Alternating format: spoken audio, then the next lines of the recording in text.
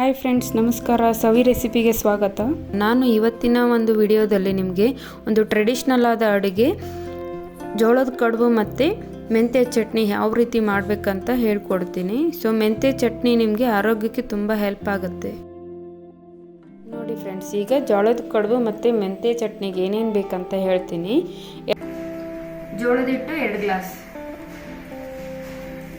15ರಿಂದ 20 ಒಣಮೆಣಸಿನಕಾಯಿ, 2 spoon ಮೆಂತ್ಯ, ಒಣ ಕೊಬ್ಬರಿ 1 ಬಟ್ಲು, ನಿಂಬೆಹಣ್ಣು ಗಾತ್ರದಷ್ಟು ಹುಣಸೆ ಹಣ್ಣು, 2 ಸ್ಪೂನ್ ಬೆಲ್ಲ, ರುಚಿಗೆ ತಕ್ಕಷ್ಟು ಉಪ್ಪು, ಕರಿಬೇವು ಕೊತ್ತಂಬರಿ, ಅರ್ಧ ಸ್ಪೂನ್ ಇಂಗು.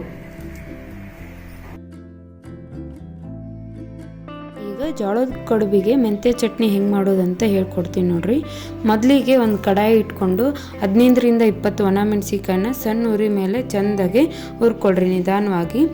ಆಮೇಲೆ ಮೆಂತ್ಯ ಕಾಳನ್ನು ಕೂಡ ಅದೇ ರೀತಿ ಕಲರ್ ಚೇಂಜ್ ಆಗೋವರೆಗೂ ಸಣ್ಣ ಉರಿ ಮೇಲೇ ಹುರ್ಕೋಬೇಕು.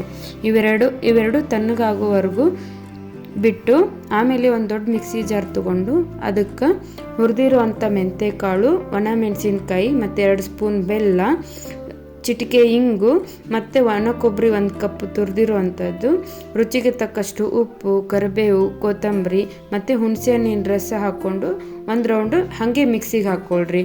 ಆಮೇಲೆ ಒಂದು ಸ್ವಲ್ಪ ನೀರು ಹಾಕ್ಕೊಂಡು ಚಟ್ನಿ ಅದಕ್ಕೆ ರುಬ್ಕೊಂಡ್ರೆ ಮೆಂತ್ಯ ಚಟ್ನಿ ರೆಡಿ ಆಗ್ತದೆ. ನೋಡಿ ಫ್ರೆಂಡ್ಸ್, ಕಲರ್ಫುಲ್ ಆಗಿರೋ ಮೆಂತ್ಯ ಚಟ್ನಿ ರೆಡಿ ಆಗಿದೆ. ಫೈನಲಿ ಇದಕ್ಕೆ ಒಂದು ಒಗ್ಗರಣೆ ಕೊಟ್ಕೊಳ್ಳೋಣ. ಸೊ ಮೊದಲಿಗೆ ಎಣ್ಣೆ ಕಾದ್ಮೇಲೆ ಸಾಸಿವೆ, ಜೀರಿಗೆ, ಇಂಗು ಹಾಕಿಬಿಟ್ಟು ಇದನ್ನು ಚಟ್ನಿಗೆ ಸೇರಿಸ್ಕೊಂಬಿಡಿ. ಮೆಂತ್ಯ ಚಟ್ನಿ ಅಂತೂ ರೆಡಿ ಆಯಿತು. ಇವಾಗ ಜೋಳದ ಕಡುಬಿಗೆ ರೆಡಿ ಮಾಡ್ಕೊಳ್ಳೋಂಬರ್ರಿ. ಮೊದಲು ಒಂದು ಪಾತ್ರೆ ಇಟ್ಕೊಳ್ರಿ, ಅದಕ್ಕೆ 1.5 ಗ್ಲಾಸ್ ಅಷ್ಟು ನೀರು ಹಾಕ್ಕೊಳ್ರಿ. ನೀರು ಹಾಕಿದ ಮೇಲೆ ಒಂದು ಸ್ವಲ್ಪ ಉಪ್ಪು ಹಾಕ್ಕೊಂಡು ಅದು ಕುದಿಯೋವರೆಗೂ ವೇಟ್ ಮಾಡಿರಿ. ನೀರು ಸಣ್ಣಗೆ ಗುಳ್ಳು ಹೇಳೋಕ್ಕೆ ಸ್ಟಾರ್ಟ್ ಆದಮೇಲೆ ಜೋಳದ ಹಿಟ್ಟನ್ನ ಅದಕ್ಕೆ ಎಷ್ಟು ಪ್ರಮಾಣ ಬೇಕಂತ ನಿಮ್ಗೆ ಗೊತ್ತಾಗ್ತೈತೆ ಹಾಕುವಾಗ. ಸೊ ಹಾಕ್ಕೊಂಡು ಮುದ್ದೆ ತಿರುವಿ ರೆಡಿ ಇಟ್ಕೊಳ್ರಿ. ಲಾಸ್ಟ್ಗೆ ಈ ಹದಕ್ಕೆ ಮುದ್ದೆ ರೆಡಿ ಆಗಬೇಕು.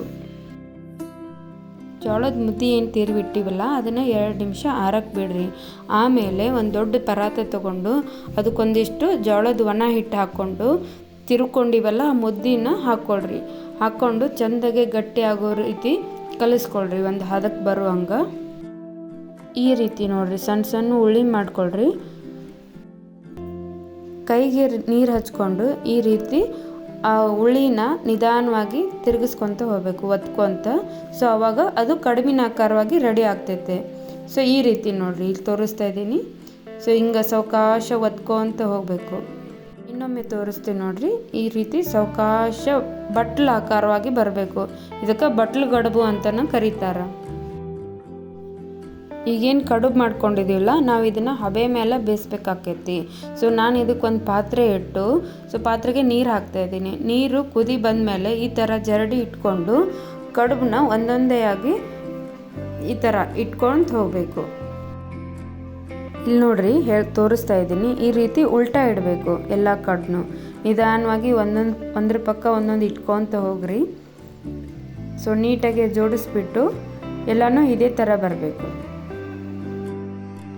ಲಾಸ್ಟಿಗೆ ಒಂದು ಪ್ಲೇಟು ಇದ್ರ ಮೇಲೆ ಮುಚ್ಚ್ರಿ. ಒಂದು 5 ನಿಮಿಷ ಅವರಿ ಮೇಲೆ ಹಂಗೆ ಬೇಯಿಸೋಕೆ ಬಿಟ್ಬಿಡ್ರಿ. 5 ನಿಮಿಷ ಆದಮೇಲೆ ತೆಗೆದು ನೋಡಿದ್ರೆ ನಿಮ್ಗೆ ಕಲರ್ ಚೇಂಜ್ ಆಗಿರೋದು ಗೊತ್ತಾಗುತ್ತೆ. ಸೊ ಆವಾಗ ಕಡುಬು ನಿಮ್ಗೆ ರೆಡಿ ಅದ ಅಂತ ಗೊತ್ತಾಗುತ್ತೆ. ನೋಡಿರಿ ಫ್ರೆಂಡ್ಸ್, ಫೈನಲಿ ರೆಡಿ ಆಯಿತು ಬಿಸಿ ಬಿಸಿ ಜೋಳದ ಕಡುಬು ಮತ್ತು ಮೆಂತ್ಯ ಚಟ್ನಿ. ಸೊ ಇದಕ್ಕೊಂದಿಷ್ಟು ತುಪ್ಪ ಹಾಕ್ಕೊಂಡು ಈ ರೀತಿ ತೊಗೊಂಡು ನೀವು ತುಪ್ಪ ಎದ್ಕೊಂಡು ಚಟ್ನಿ ಜೊತೆ ಮಸ್ತಾಗಿ ಸವಿದ್ರೆ ಭಾರಿ ರುಚಿ ಇರ್ತೈತೆ ನೋಡಿರಿ. ಒಂದ್ಸಲ ಟ್ರೈ ಮಾಡಿ ನೋಡಿರಿ. ನೋಡಿದ್ರಲ್ಲ ಫ್ರೆಂಡ್ಸ್, ಇದೇ ರೀತಿ ಹೆಚ್ಚಿನ ಆರೋಗ್ಯಕರವಾದ ರೆಸಿಪಿಗಳಿಗಾಗಿ ನಮ್ಮ ಚಾನಲನ್ನು ಪ್ಲೀಸ್ ಸಬ್ಸ್ಕ್ರೈಬ್ ಮಾಡಿ ಮತ್ತು ಶೇರ್ ಮಾಡಿ. Thank you.